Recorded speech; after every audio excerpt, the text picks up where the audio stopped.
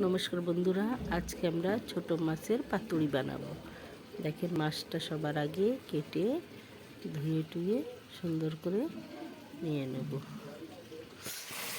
এরপর আমরা ডাইরেক্ট ছোটো কড়াইতে দিয়ে দিচ্ছি মশলা। দেখেন, একটু সরষে, শুকনো লঙ্কা, কাঁচা লঙ্কা, রসুন, আদা, একটুখানি সামান্য গরম মশলা, আর দিচ্ছি একটা আলু বড় দেখে, আর পেঁয়াজের পাতা।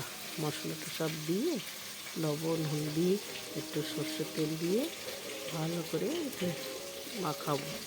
আর একটু ধনে পাতা, টমেটো ইত্যাদি সাথে দিয়ে ভালো করে টাকাইয়ে হালকা একটু জল দিয়ে ওইটাকে আমরা গ্যাসে 10 মিনিটের জন্য আস্তে করে আছে বসাই দেবো।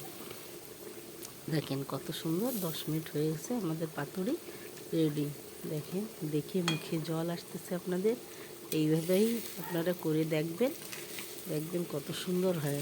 আস্তে আস্তে এই দিয়েই আপনারা এক থালা ভাত খেয়ে নেবেন।